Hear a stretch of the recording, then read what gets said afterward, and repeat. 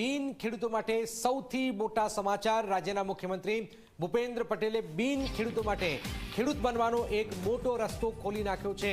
જી હા, આ એવા ખેડૂતોની વાત છે કે જેમની પાસે 1960 થી અત્યાર સુધીમાં ગમે ત્યારે ખેતીની જમીન હતી, પરંતુ કોઈને કોઈ પ્રોજેક્ટમાં સંપાદિત થઈ ગયો હોય કે વેચી મારી હોય, તેઓ હવે ફરીથી ખેડૂત બનીને ખેતીની જમીન ખરીદી શકશે।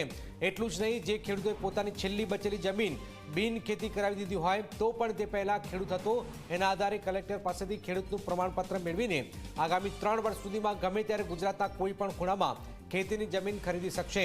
અત્યાર સુધીમાં જો કોઈ પણ ખેડૂતની તમામ જમીન સંપાદિત થઈ જાય કે ખેડૂત પોતાની પાસે રહેલી તમામ જમીન બિન ખેતી કરાવી નાખે તો તે રેકોર્ડમાં ખેડૂત મટી જતો હતો, પરંતુ હવે આવા બિન ખેડૂત બની શકશે।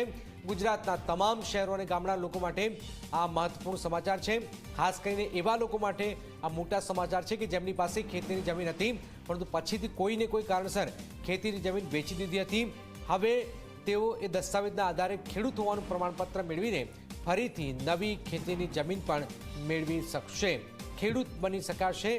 3 વર્ષમાં ગુજરાતમાં ગમે ત્યારે ખેતીની જમીન ખરીદી શકાશે। દાદા પરદાદા પાસે જમીન હતી તો તેમના વારસદારોને એનો ફાયદો થશે। બિન ખેડૂત બની ગયા હોય તેવા તમામ લોકો ખેડૂત પણ બની શકશે।